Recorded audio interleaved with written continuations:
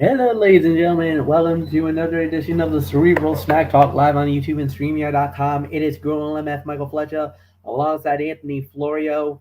We possibly might not have Michael Bullock. I know he said that he had a few things going on, so he might not be on the show here tonight. So, with that said, we're just going to run it. Smackdown Live, AEW Collision, and we are previewing the Great American Bash of NXT. So we got that here tonight. So let's dive right in. Started off with SmackDown Live, the Bloodline. The storyline with that, as it was Jey Uso, and before he even got a chance to say anything, it was interrupted by Roman Reigns. And Roman started to cut his promo, the whole 9 yards. Jay had a nice little follow up and a nice little comeback, and this was look, it was well done. I loved it, and for everything that they did, it was solid. It was good. Good body of work, the whole 9 yards. I don't think there was anything bad about it. So, um, it is what it is. So we'll see how it plays out. It was a nice, strong opening. Nothing more to say. Anthony Florio, it's yours. Absolutely. This was great television, a promo segment that saw the champion do what he has done so often over the course of his 3-year run by trying to manipulate and gaslight Jay, only to have his unfazed cousin turn the tables. Roman was visibly affected by Jey Uso's threat, and the fact that Jay felt powerful enough to grab the tribal chief by the neck was proof of a man no longer needing to be anyone's right-hand man, but rather a lone entity, ready and able to end the 1,000-plus day run of wrestling's top star. The crowd was red hot for Jey Uso. They are ready for this guy to dethrone Roman Reigns at SummerSlam. Whether that happens is an entirely different question. Me personally, I don't think it will, but you never know. Look what happened at Money in the Bank, for goodness sakes. Wade Barrett noted that Roman interrupting Uso's promo moments after the babyface got the main event Jey Uso introduction was masterful mind games, and he is right. The master manipulator still manages to get in his cousin's head, even when his role as tribal chief and champion are in great danger.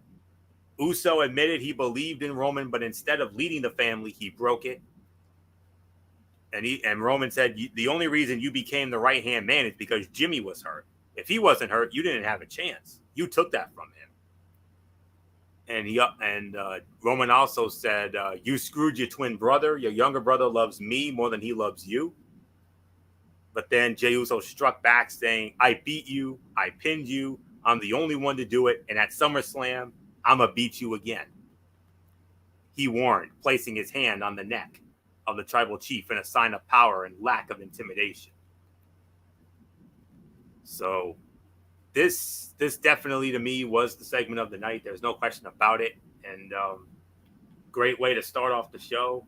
So there isn't much more to say here. MF, let's move on. Let's get into our first match of the night. It was Santos Escobar going up against Rey Mysterio. The winner of the bout in 14 minutes and 40 seconds due to a medical stoppage was Santos Escobar. He will indeed get the shot at Austin Theory 2 weeks from now. The night before, I believe it's the week after SummerSlam. So yes. The fallout from the SummerSlam on SmackDown, it will be Santos Escobar versus Austin Theory for the United States Heavyweight Championship. But Anthony Florio came with some breaking news earlier this afternoon saying that, guys, this was not planned. This actually was a legit injury to Rey. Anthony, do you have anything more to follow up on what you reported earlier? Well, what they're saying was there were conflicting reports. They were saying there was that it was a storyline injury, but now they're saying it's a legitimate injury, and I don't know anything more at this time. But that update I posted earlier in the messenger chat, that was the latest that I had heard. So, but yeah, what a damn shame. I mean, because that match was getting good, real good. 3.5 to 3 3/4 of a star. That's the rating. This thing was on its way to being somewhere around the 4, 4.25, maybe even 4.5 range, because it took 2 commercial breaks. But the United States Heavyweight Championship Invitational, which had produced 2 very fun Fatal 4-Way matches, came to a sudden, unexpected, and disappointing conclusion last night when Rey Mysterio suffered an injury that forced the referee stoppage and awarded the victory to Santos Escobar. The disappointment was apparent on the face of Santos Escobar, who will now challenge Austin Theory for the United States Heavyweight Championship. What should have been a monumental moment in his career ended before it could really get started. The Escobar Theory match should be good, and the former will be the undisputed babyface in that match. Whether he has a chance of beating one of the handpicked projects of Vince McMahon himself, though, remains to be seen. Austin Theory sitting alone in a skybox, surrounded by no one and without distraction, hovering over the proceedings, made for a powerful image. Following the commercial break, Michael Cole informed the audience that Mysterio suffered an injury that left him unable to compete. Referee Jessica Carr ended the match and declared Escobar the winner. And Austin Theory eating popcorn with a smirk on his face while Escobar stared him down was a great bit of heel work. And now we know when the match will take place. We thought maybe SummerSlam, but that's not going to be the case now. It will be on Friday night, August the 11th, Friday Night Smackdown. And keep in mind, I'm only doing this as a heel commentator character, by the way. And MF, you're going to love, and Monsoon, you're going to love this. August 11th, it's going to be in my town. It's going to be in Calgary. Calgary, baby. The Hitman's coming home. So, not much more to say on that. 3.5, 3 3/4 of a star. Did you like that, Monsoon? I knew you would. Yeah, well played, well played. Nicely done. Yeah, 3 stars. I was like you said, I was a little heartbroken that that's how the match ended, but I get it. I mean, could it have been a little better? Yes, but at the end of the day, they did what they needed to do, and there's really nothing more to add. So we'll just move right on along. Then we had ourselves basically there was a short match, LA Knight versus Ashanti the Adonis. LA Knight winning the match in 1:40. And the thing was, it wasn't really anything. It was just they came out, they cut in a promo. LA Knight comes out, thunderous roar. Crowd was on their feet. They were loving it. The minute the music hit, the crowd went bonkers. Of course, I do my classic gorilla. Oh, listen to this ovation! And there's really nothing more for me to say on that. Except for me, except when I say, what? I can't hear you. Yeah, because once again, the crowd was deafening for LA Knight, and he's one of the most over guys in WWE right now, guys. He's untouchable. He is. But I understand why they're not using them. They don't have anything for the moment, but hopefully later on they will use them and use them correctly to build them for maybe a championship run. Maybe after this battle with Santos Escobar, maybe he might be the next in line to fight. Oh, no, wait. He is fighting somebody. We'll get into that in a little bit. So next up, right after that, then we had ourselves a tag team fight. The women's tag team champions, Sonya Deville and Chelsea Green. Yes, they invaded SmackDown. My worst nightmare came true. They did not lock the doors. They let them through. I gave them the memo. I gave them one job, and my boys failed me. You're welcome. Yeah, I had a feeling you had something to do with it. But they did go up against Charlotte Flair and Bianca Belair, and Bianca Belair and Charlotte Flair were able to win the match in 10 minutes and 25 seconds. You could tell this was kind of more of a strange bedfellows type situation. Bianca did not want to team with Charlotte Flair, but the thing was, Chelsea Green and Sonya Deville in a promo segment with the beautiful Kayla Braxton, they kind of opened their big yap, and next thing you know, Charlotte shows up, and she's like, why don't you and I team up tonight? Bianca's like, no, we're not doing this. You and I, no, we're not teaming up. She's like, okay, I'll go to Adam Pearce. Well, I'll see you later. At that moment, I was like, uh-oh. I was like, oh, boy. Charlotte is going to work her magic. We're going to get this happening. And sure enough, they do. It was a solid 2-star fight, 2.5-star match. You could tell there was a lot of animosity between Charlotte and Bianca, but yet they were able to find a way to knock off the women's tag team champions. Now, I'm not going to call it championship committee moment. There's no way this is a championship committee moment. Unless they want to bring this back down the line later on. But I think we all know what this is all about. Charlotte, Bianca, Asuka, the WWE women's title on the line at SummerSlam. So, and you can tell, Bianca didn't want nothing to do with Charlotte Flair. But Charlotte did some legal wrangling and it happened. So, Anthony Florio, basically, I guess my enemy is my enemy on this night was my friend, and it worked out. They win in 10-25. In a solid 3, teetering on 3.25-star match.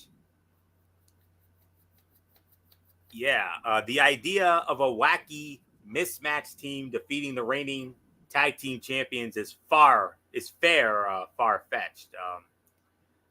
But that has never stopped WWE from being that creative, from beating that creative trope into the ground. Such was the case here as Bianca Belair and Charlotte Flair, despite never once trusting each other, knocked off the women's tag team champions Chelsea Green and Sonya Deville, or as I call them, Team Karen. Sure, it propped them up ahead of their triple threat match against Asuka for the WWE Women's Championship at SummerSlam, but it also delegitimizes the titles and the champions. Deville and Green have no credibility because they lost to two women teaming for the first time with no intent of continuing past this show. It is a trope of WWE programming dating back to the Attitude Era and one that really must go away. Belair and Flair's mismatched partner story trope should not come at the expense of the women's tag team champions. Creative. This is one of the creative problems here. Creative decisions like this not only hamper the credibility of the titles, but it lends credibility to those who constantly argue that WWE has failed to enhance and elevate their significance in the last handful of years. Charlotte really impressed with her hot tag. She was intense, energetic, and had the fans on her side as a result. The finish saw Belair hoist Chelsea up in the kiss of death, only for Charlotte to tag herself in and deliver a big boot for the win. And that's all there really is to say on that. So solid 3, teetering on 3.25 for this one. So there isn't much more to say on this. So MF set me up for the next matchup. So before we get into the matchup, there was something that was addressed or announced. And I believe this is the first time ever. I don't ever remember this happening at SummerSlam. We're getting a SummerSlam Battle Royale. Competitors from Raw and SmackDown are going to be going at it. And some of the guys are already showing up. We got all 3 members of the Brawling Brutes. So it's going to turn into Fight Night. And LA Knight is going to be in it because he tried to talk about Adam Pearce saying, hey, okay, you messed up because you didn't put me in for me to get my shot at the United States title, but you're going to put me into this Battle Royale. And then Sheamus and LA Knight had a little bit of an exchange. And, oh, I got a little excited. I need to see an LA Knight versus Sheamus fight. Come on, man. As popular as LA Knight is, get into a fight night with Sheamus? Oh.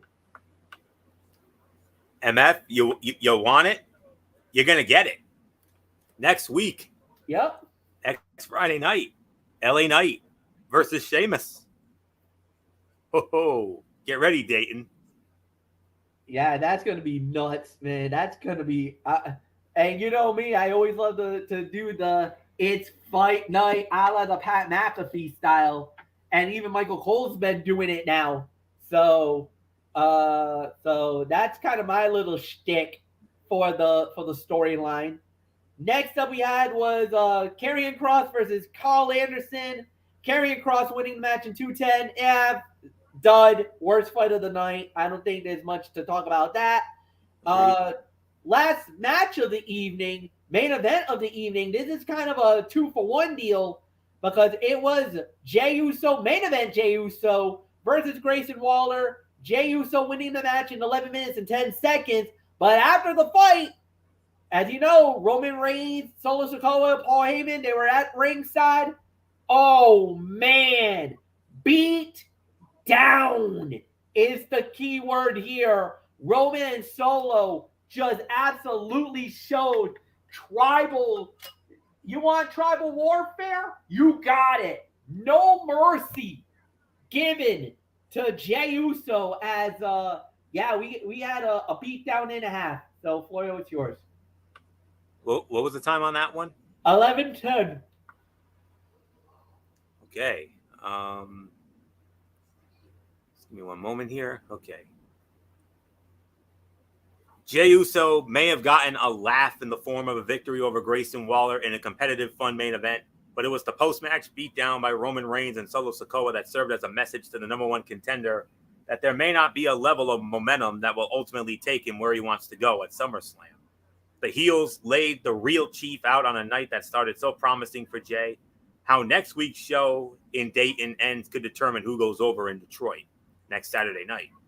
Big props to Grayson Waller, who continues to hang with his more experienced opposition and is one of the more interesting and entertaining young stars in the company.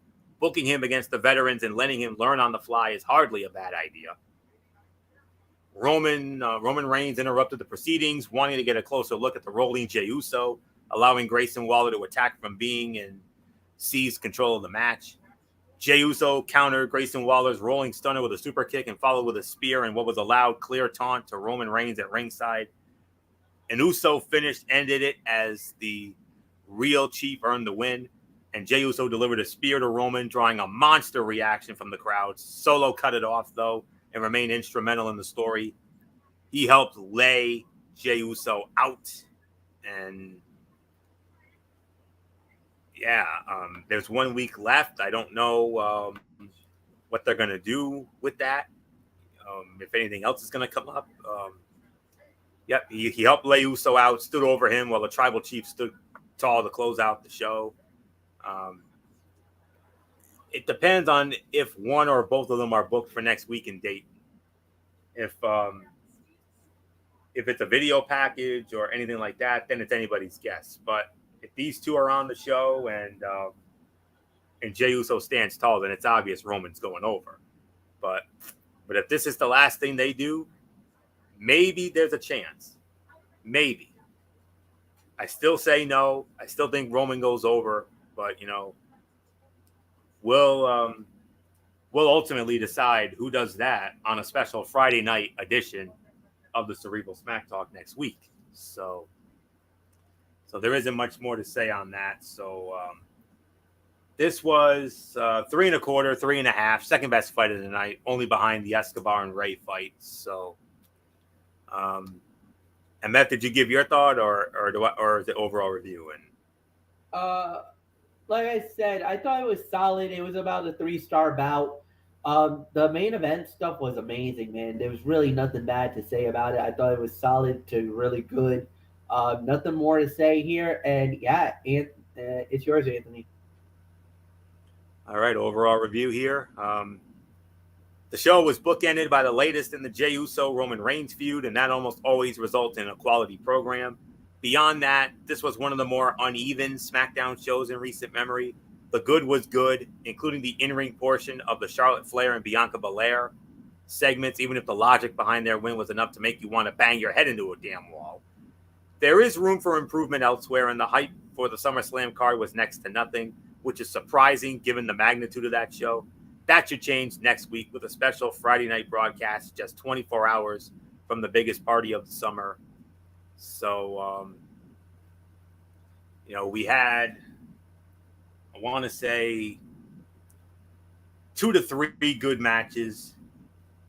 The Bloodline stuff, which continues to be great. You had a couple of stuff in the middle. So, I'm thinking somewhere around 7 at worst, 7.5 at best. Right around the 7 to 7.5 range. That's the best I can go. So with that, MF, your overall review of your penultimate SmackDown before SummerSlam, while we get into another highly anticipated edition of AEW Collision from one of our favorite hot spots here in the Northeast, the Hartford Civic Center.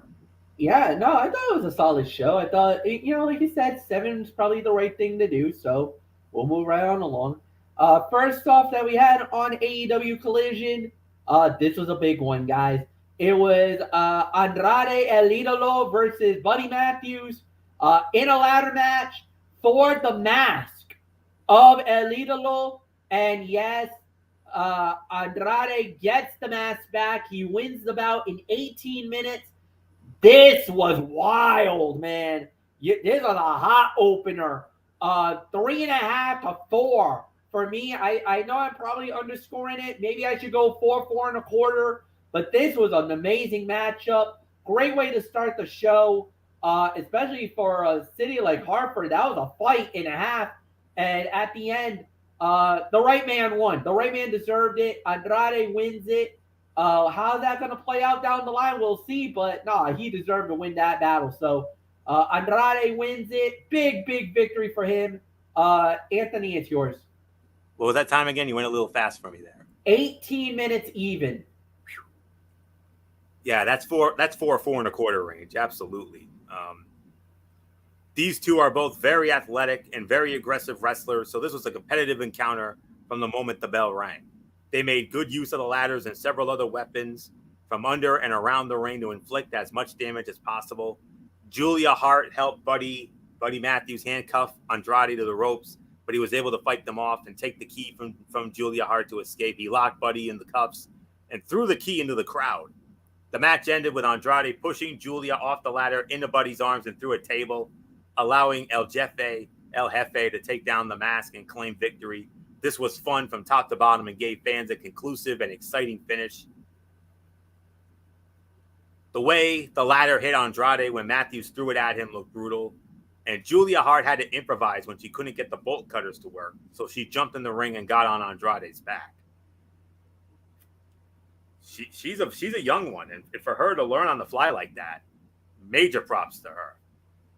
So credit where credit is due. I mean, she doesn't have that much experience, but boy, howdy. I mean, credit where credit is due on that one. So well done, young lady. Well done. So not much more for me to say on that. So you could certainly make an argument for fight of the night here, but I believe this was the second best fight of the night.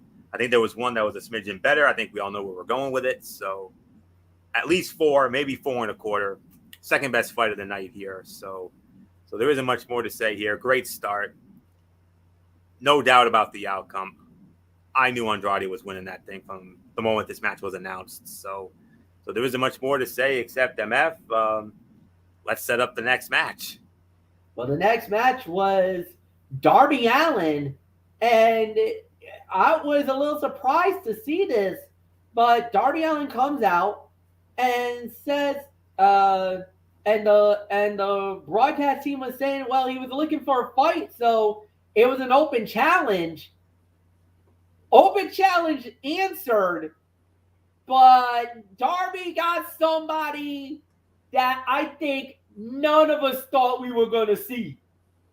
from New Japan Pro Wrestling, the king himself, Minoru Suzuki, was in the building. Katahira Rey. Oh my God, are you freaking kidding me? Darby Allin wins the match in 8 minutes and 15 seconds. Anthony Florio, wow. The leader of the formerly known as Suzuki-gun in New Japan, the king, Minoru Suzuki, man. Katanida Rey. Oh my God, is all I can say. The man I like to affectionately call bowling ball head, if you know what I mean. Seriously, his head looks like a bowling ball. I can't. It does. Don't say that. Do not ever say that to his face. He probably will choke you out for that. By the way, I'm sure he would. But I gotta call it like I see it, tell it like it is, like I always do. But yeah, unannounced impromptu match took place tonight when Darby Allin battled Minoru Suzuki. Wow. Allin got what some might call an upset win when he reversed a submission hold into a pin to keep Suzuki down for the 3 count. Fun little match, or as we say, fun little sprint with some good physicality.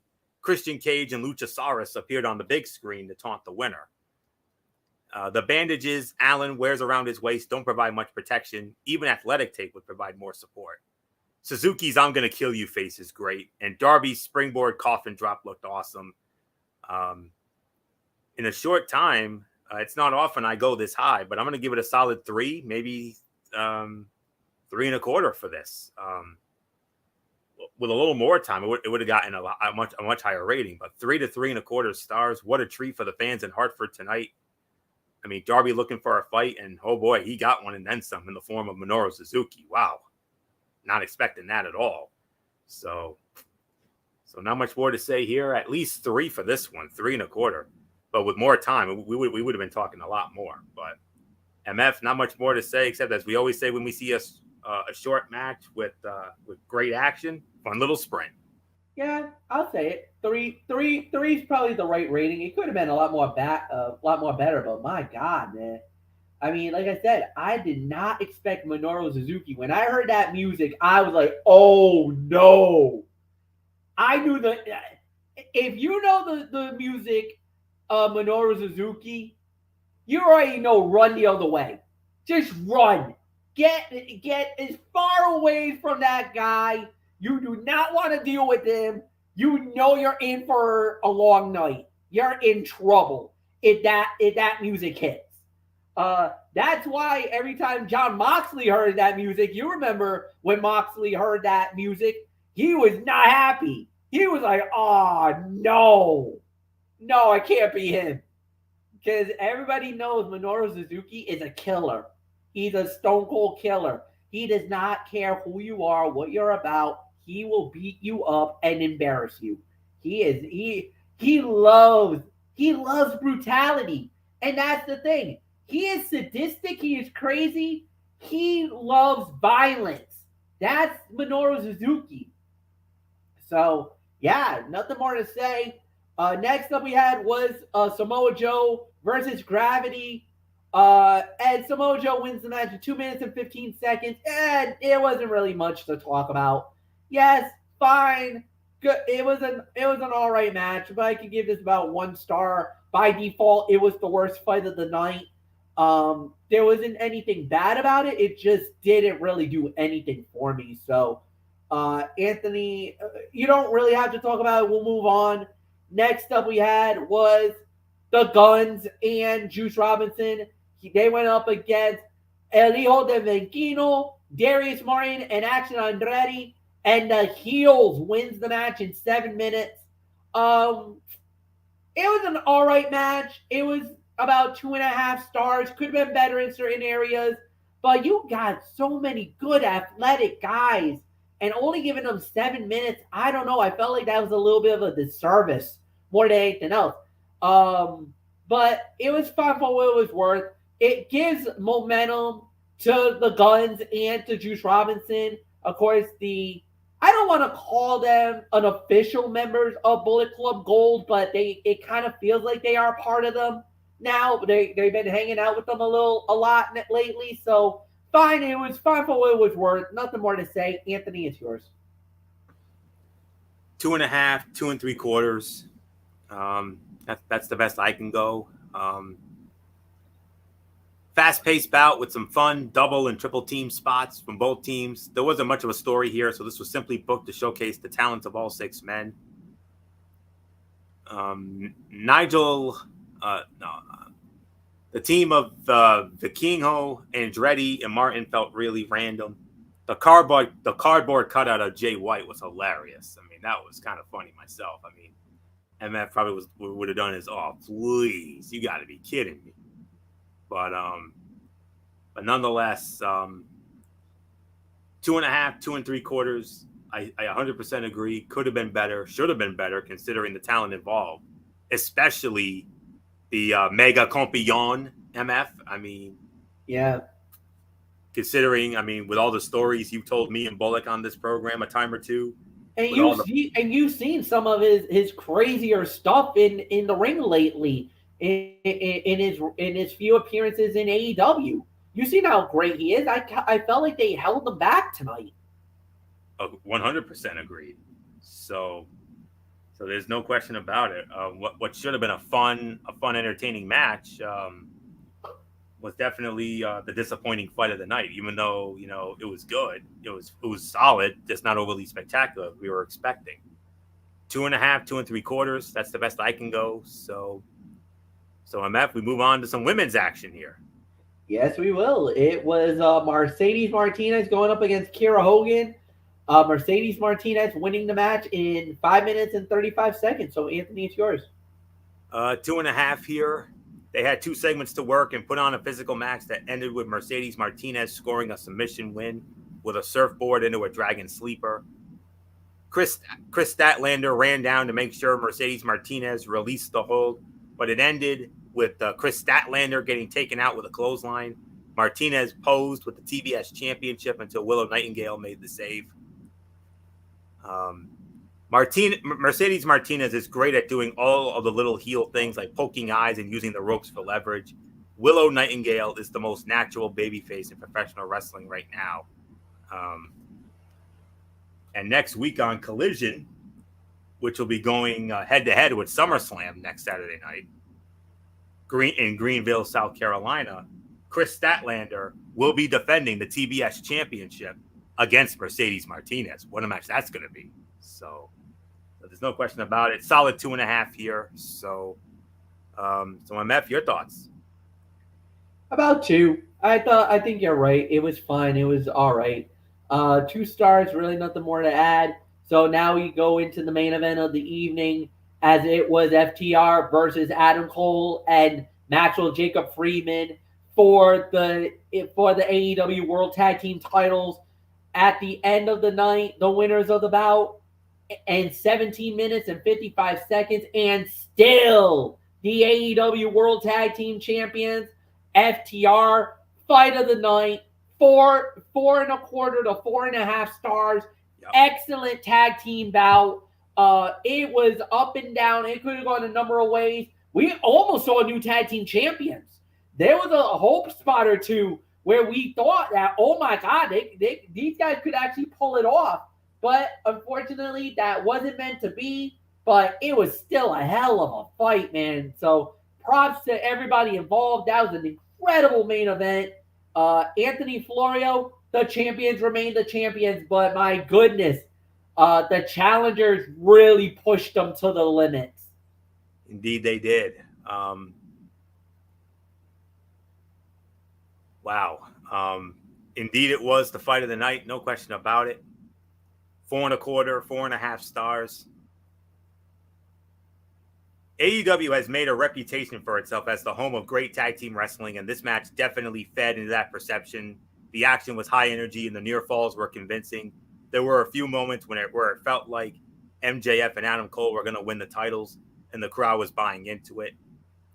After a series of counters to finishing moves, Dax Harwood ended up rolling MJF up for the win.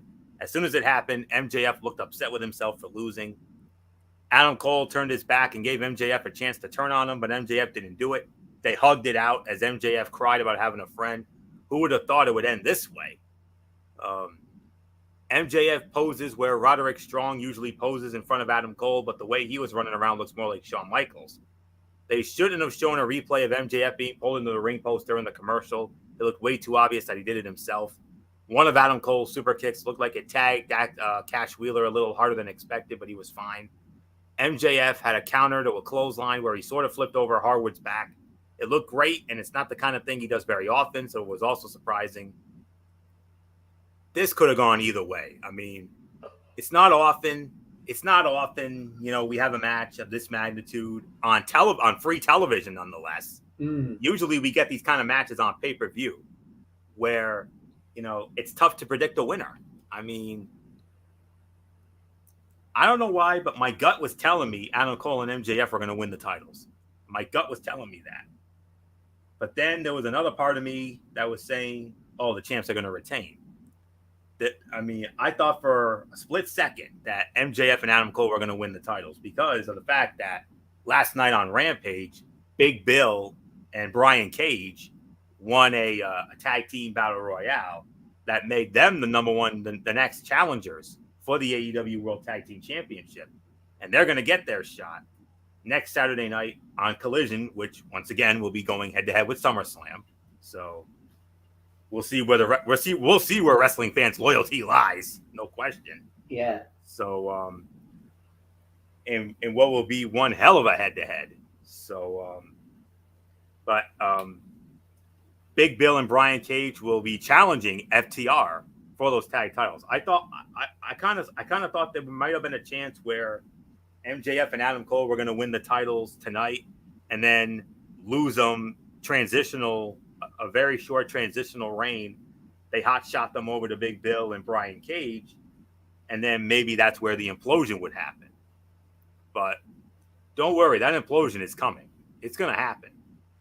And I believe I still think it's leading towards MJF versus Adam Cole for the AEW World Heavyweight Championship 4 weeks from tomorrow, Wembley Stadium, which according to your boy, Ian Riccaboni, MF,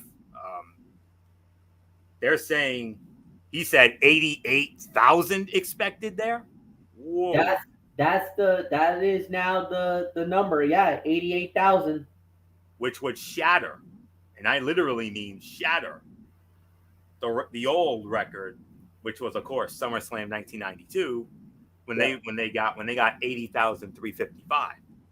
But then again, Wembley Stadium went through that unbelievable transformation years ago. It's not the old Wembley Stadium that we all remember, but it's a more modern Wembley Stadium with a roof on it and the whole nine. So, my God, I cannot wait to see what that's going to look like next month. I mean, man, my sides are aching just thinking about it. So it's gonna be awesome. I can't wait to see how it looks. But anyways, that's just my thought on it. So 4 1/4, 4 1/2 fight of the night. Overall review. Tonight's Collision contained quite a bit of filler, but the major moments felt very important to the future of each storyline. The confrontation between Ricky Starks and CM Punk was a major highlight of the show and set them up for a singles bout. And get this. Here's your main event for next Saturday night. If you didn't see the segment, CM Punk had that red bag, and inside of it was the legitimate, the original AEW World Heavyweight Championship belt, not that Triple B that MJF carries, but the original AEW.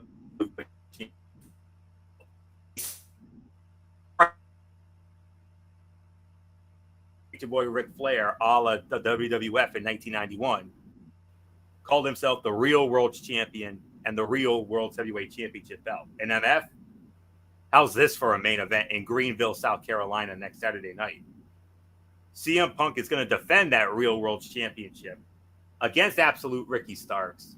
Special guest referee, none other than WWE Hall of Famer Ricky the Dragon Steamboat. It's You gonna be kidding a me? hell of a match. Yeah. Oh, wow. So when I heard that name, I marked instantly. I mean, because you've heard me say on this show numerous times, especially when Bullock was here, I literally call Michael Bullock the Ricky the Dragon Steamboat to my Ric Flair, because that's who he is to me. But man alive, that's gonna be a fun ass match. And Ian Riccaboni mentioned that Ricky the Dragon Steamboat refereed some CM Punk matches in Ring of Honor, MF. Mm-hmm. He did. Yeah. So wow. I mean, I can't wait for that.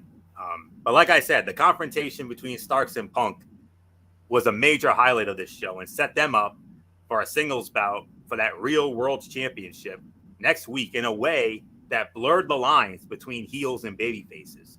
We also saw our next TBS title feud put into place when Chris Statlander and Mercedes Martinez got into a fight, so the women's division was given a little attention.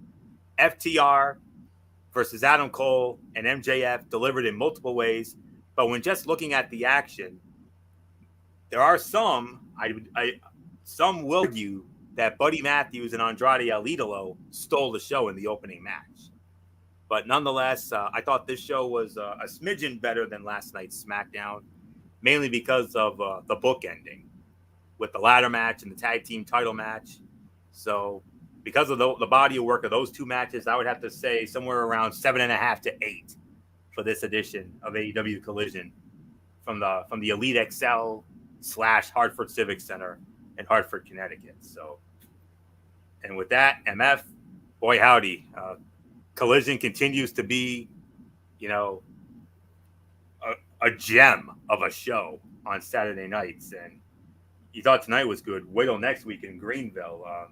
They definitely had the card to compete with SummerSlam next week. We'll see where the wrestling fans' loyalties lie. We'll see. I agree with that. I'll go about 7.5. I think that's about right. I thought they did a really good job with the show. So really nothing more to add. You kind of got everything involved in that. So let's go into the Great American Bash. We'll start that out. Start out with the triple threat match for the North American title. Dominic Mysterio versus Wesley versus Mustafa Ali. I'm going to go with Dominic Mysterio. I think Dominic is going to find a way to get the job done. I just don't see him losing the belt just yet. So for me, winner and still the champion, Dominic Mysterio. Anthony, it's yours. We just talked about it a minute ago, MF. I'm going to talk about it again. This is a match that literally can go either way. I mean, there are so many ways this can go. Really, it can. And this is a tough one. I got to be honest with you. I mean, I know they just put the title on Dom, and it's looking like that he's going to retain it. But you can make a case for either of the other two, honestly. But I think Dirty Dom will retain the NXT North American Championship because he just won it, and Judgment Day is clearly taking over NXT. Hell, they're taking over Raw, if you can make an argument for that, especially after their interactions with Carmelo Hayes. Speaking of Carmelo Hayes, the Judgment Day fun does not end here. There's more where that came from. So, yeah, I'll go with Dirty Dom to retain the North American Championship. But MF, if Wesley gets it back, or God forbid they put it on Mustafa Ali, don't be surprised at all. All right. So that's for the next match. All right. So next up we have is this is gonna be Tiffany Stratton versus Thea Hale submission match for the women's title. So Anthony, it's yours. Tiffany Stratton will defeat Thea Hale to retain the title because Stratton just won the belt a couple months ago, and Thea Hale has no business winning the title due to her lackluster credibility as a challenger. Stratton will move on and will very likely defend and defeat her next challenger at the next big NXT event, which, of course, I reported the other night, the return of No Mercy under the NXT banner, which will be 2 months from now, the 30th of September on a Saturday night in Bakersfield, California. So that could be it could be Roxanne Perez, or it could be anybody. I don't know. We'll find out. But winner and still the NXT Women's Champion, it's Tiffany Stratton. MF, I would be the most surprised guy in the world if Thea Hale wins that title. Yeah, I would be too. I believe it's going to be Tiffany as well. Tiffany it's just been absolutely amazing lately, and I just don't see her losing this opportunity. So yeah, I agree with it. I think it's going to be Tiffany as well. So next up, so after that, next person or the next thing we're going to get, it's going to be Wolfgang. Well, yeah, Wolfgang and Mark Coffey of Gallus versus versus the family, Tony D'Angelo and Channing Lorenzo, and it's for the NXT Tag Team titles. I think it's going to be new champions. I think that they're building it up for that moment. So for me, I'm sorry. I think it's going to be. I think we're going to get new tag team champions. So when it's all said and done, yeah, I think it will be the family winning the belt. So Anthony, it's yours. Positively, MF. The D'Angelo family will dethrone Gallus because they basically built up an entire storyline about Tony D'Angelo getting bailed from jail to reunite with Stacks. With that kind of long-term buildup, they need the babyface payoff in this story with a tag title victory and their first ever titles in NXT altogether. So yes, I agree. Winners and new NXT Tag Team Champions, Tony D'Angelo, Channing Stacks Lorenzo. History will be made. Unprecedented crowning. Let's move on, man. All right. Next up from that fight card we have is Gable Steveson making his NXT and I guess you could officially say in-ring debut as he goes one-on-one with Baron Corbin. So it's yours. I got to go with Gable Steveson. I mean, it's his debut match. We know how this works 9 times out of 10. Usually the debuting superstar goes over. And with all the hype surrounding him, you got to go with Gable Steveson. So a loss like this will absolutely, positively not hurt Corbin. Besides, he's a lost cause anyway. So Gable Steveson wins his debut. Enough said. MF. I go with Gables too. I think he'll win the match. I don't think there's really much for us to talk about on that one. Roxanne Perez versus Blair Davenport Weapons Wild match. It has to be Roxanne here. It has to. With everything that's riding, with everything that's been going on, it has to be her. If she loses this, like that would hurt. Like the momentum would be snuffed out. It would definitely hurt Roxanne if she doesn't win this. So I'm gonna go Roxanne Perez. I could be wrong, but I want her to win it. Anthony, it's yours. Even though MF, this match is an MF special because these are 2 of your favorites. Yes, they are. Because I know you're very. I mean, it's well documented about Roxanne Perez. You know, because of when she was Roxy in Ring of Honor. I mean, that's where you discovered her. But I also know how high you are on Blair Davenport, alias B. Priestley. So. And I've been following her since the days of ICW. She was an ICW girl with Kaylee Ray, and I've been following her through the especially through the European promotions. Nice, but anyways, she even did a. What's that? I was gonna say, and I also was gonna say, B. Priestley also did a little bit of a tour of New Japan as well. And I believe he also did some work in AEW too. Yes. So, but Roxanne Perez will defeat Blair Davenport as payback for attacking her out of nowhere. As the top babyface in NXT, Roxanne needs to find a way back to the women's title picture against the heel world champ Tiffany Stratton. Her pep talk with Booker T should pay off here with some babyface comeuppance. And MF, was it, and speaking of Booker T, MF, I mean, was it just me, or we saw that angle this past Tuesday night on NXT where Roxanne Perez and Blair Davenport had a brawl in what looked like some sort of convenience store, in a sense, like a mini mart? Did, admit it, it conjured up the memories of the infamous grocery store brawl between Booker T and Stone Cold Steve Austin. It did, yes, very much so. It did. The similarities were so there. Yeah, yes. I mean, bless their hearts, they tried, but Booker and Stone Cold was just still holds such a special place in my heart, man. I mean, it was good. I liked the brawl they did. It was very nice. It was very well done. But Booker and Stone Cold was just a smidgen better, mainly because it was in an actual grocery store, not in some convenience store, mini mart, or whatever you want to call it. But it that's what it looked like when they had that fun ass brawl on the last NXT. So, but for here, it's definitely Roxanne Perez, and yes, when I saw that, it conjured up the memories just came floating right back. Booker T, Stone Cold Steve Austin, that grocery store brawl, December of 2001 on SmackDown. You can relive that sucker on Peacock anytime, and that's what you got. That's why I love it so much. So Roxanne Perez wins. So not much more to say here. MF, what else do we got? Only one match left. The main event. Yes, the NXT title on the line. The champion, Carmelo Hayes, versus the challenger, Ilya Dragunov. Anthony, you lead off.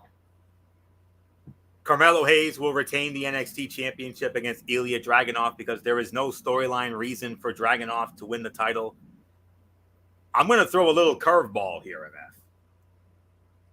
Carmelo Hayes will actually get cashed in on by Damian Priest so that Carmelo Hayes can get called up to the main roster to form the new Hurt Business with Bobby Lashley, because we've been seeing what's been going on SmackDown with Bobby Lashley and the Street Profits. Yes. And of course, he also had that interaction with Carmelo Hayes and Trick Williams. MF, could you imagine the five of them as the new Hurt Business? Yowza. Yowza, yowza, yowza. That's a song, by the way. So, you put those five brothers together. Look out. Oh my goodness. The original Hurt Business, had their moments, but this fivesome as the new Hurt Business would be far better. Yeah. Oh my God. I'm getting goosebumps just thinking about that if that happens. But anyways, I think Carmelo goes over. He successfully defends the NXT championship. And let's not forget, Money in the Bank is not necessarily intended for the World Heavyweight Championship or the Undisputed Universal Championship. It could be for any championship they so desire. Remember last year, Austin Theory won the briefcase. What did he do? He cashed in for the United States Heavyweight Championship on Seth freaking Rollins and did not win the title. And if you want to make Judgment Day even more dominant, you already have Dominic as the North American champion. You could very easily have Damian Priest cash in here and walk out with the NXT championship. So you do that, you're one step closer to making the Judgment Day the new dominant faction, surpassing the Bloodline, which I never thought would happen. But the only thing that would do is that would open the door for Balor to win the World Heavyweight title. You do that, then it's complete. So I say Carmelo Hayes will defeat Dragunov, but MF, don't be surprised if Damian Priest cashes in and walks out with the title. All right. If you remember, I did mention that. And I didn't think you were thinking about it that hard, because remember, I did talk about Priest going after the NXT title, cashing in the Money in the Bank. And I kind of felt like you and Michael Bullock kind of dismissed it on me. So I'm actually surprised that you doubled back on that. And now you're thinking that maybe it is possible now. So I had some time to think about it. So I thought about it, and I should have considered it more. And then at the end of the day, I said to myself, you know what? That's not a half bad idea. So that's where I stand. All right, I agree. I do believe that it will go down the same way, like you guys said. So I really got nothing more to say there. All right, guys. So before we get on out of here, Big Three preview. This week it's a big one. It's in Boston. Yes, TD God in Boston, Massachusetts. It's going to be the home. But before we do that, we got to get into last week's competition, last week action from Miami, Florida. We started out with with Enemies going up against the Killer Threes, and the Enemies won the game. They improved to 3-2 with a 50-41 victory. Then we had the Ghost Ballers. They went up against Power. Power winning their game 51-43. And then in the Tony Special, the third game, Anthony was fortunate enough. You got to see this game on the mothership on CBS, as it was Three's Company going up against Bivouac, and Three's Company gets the win, 51-42. Michael Beasley having a game. Yes, sir. In that game. So, Anthony, quick thought. No surprise, Beasley went off here. You knew he would. I mean, he is the former Miami Heat player. Yep. With the game being in Miami, yes, 25 points indeed, 6 rebounds. He also had a block in that one. Let's not forget about Kansas Jayhawks legend Mario Chalmers, single-handedly responsible for their 2008 national championship. By the way, we all remember the three heard around the world that killed Memphis. Not only that, but Mario Chalmers also was instrumental as part of the Miami Heat winning their NBA championship with Dwayne Wade, with LeBron James, with Chris Bosh. He was part of that squad too. Indeed, he was, and but I best remember him from that epic 3 that he hit against Memphis in that title game in 2008. So yes, but they had help. Antonio Hester, Perry Jones with 6 points apiece, and Perry Jones, an interesting stat line here. He had 6 points, 4 rebounds, 2 assists, had a steal and a block on top of that. So that's a thinking man's game right there. And but nonetheless, a nice win for Three's Company. They improved to 2-3. I know they have a lot of work to do if they want to somehow, some way make the playoffs. And I still have my doubts, but I'm hoping they can prove me wrong. I mean, I would love to see these guys make it. And yes, MF mentioned it. It is a Tony special because, these are my 2 teams here. Three's Company a little bit more because, of my love of the legendary television series, the late, great John Ritter and company. And I'm sure he was smiling down knowing Three's had the team that was named after his show that brought him to prominence and fame 40 plus years ago. Picked up the win here. And of course, you know how I feel about Bivouac, which I still think sounds like some industrial technology firm. So you can make a movie off of that. So a la Office Space if you wanted to.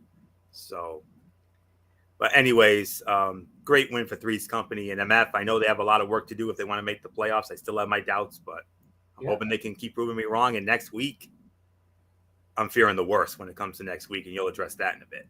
I'll address that in a little bit. Yes. Also, we had was Ball Hogs versus Three-Headed Monsters, and Ball Hogs winning the game 51-42. Then we had the Trilogy bouncing back. They take down Tri-State 50-44, and then in the final game, the Triplets, they go 4-1. They knock out Aliens at 0-5. Aliens will be eliminated from further competition after this week. This will be their last week. They are out. As you know, after this game tomorrow, the two teams with the lowest records will be eliminated from Big Three competition for the remainder of the year. They're done. So, very high stakes going into tomorrow's games in Boston. And here they are. We started off at 1 o'clock on CBS, as it will be Three's Company. They're going to be going up against the reigning and defending champions, the Trilogy. They will lead it off. If there's a must-win game, this is it for Three's Company. They need to win this game, but it is a daunting task because they are playing against the defending champions. It's the defending champions, and like I said, MF, I'm fearing the worst. And in the immortal words of Percy Femur from the legendary Nicktoon Doug, I got to do it. I'll try to do it in his best voice here. Ain't gonna be no game. It's gonna be a massacre. Well, we'll see. Second game on the docket will be Killer Threes versus the Triplets. That game will also be on CBS. The remaining 4 games here in Boston, they are going to be outside of the outside on Big 3 TV. So they'll be the Enemies going up against Power. Then we got Ghost Ballers versus Three-Headed Monsters. We got your boys Bivouac. They're going to be playing against the Ball Hogs. And, of course, we'll finish it off with Tri-State and Aliens. All those games will be tomorrow, like we said. Just to break down the standings right now as it pertains, Triplets and Power both at 4-1. Remember, top 4 automatically makes the playoffs. That will be played in week 9. And then the finals will be at the O2 Arena in London. That will be week 10. So, week 6, basically, you get, this is week 6. Week 7, week 8 is kind of the play-in. Week 9 is playoffs. Week 10, the championship. That will be in London. So, top 4, you want to make it, but you do not want to be in the bottom 2. Bottom 2, you're eliminated. Right now, Power and Triplets are well on their way, where they're going to be playing in Washington. That's where the semifinals will be held. If they keep winning, they will be there. Trilogy, Enemies, Ball Hogs, and Ghost Ballers and Killer Threes are all 3-2. This is dangerous because you got 5 teams at 3-2 with 2 spots remaining. That means 3 of these are going to fall out. Bivouac, Three's Company, and Tri-State are all 2-3. They all need wins.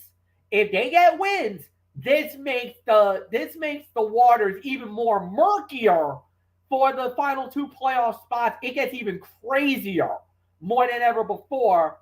Aliens at 0-5 are eliminated. They are officially out. If Three-Headed Monsters lose tomorrow, they will be out as well because they are at 1-4. The only way they stay alive, they would need the win, and then somebody of the 3, either Bivouac, Tri-State, or Three's Company would have to lose. Then you get into a tiebreaker situation. Anything goes with tiebreakers. So we'll see how that plays out.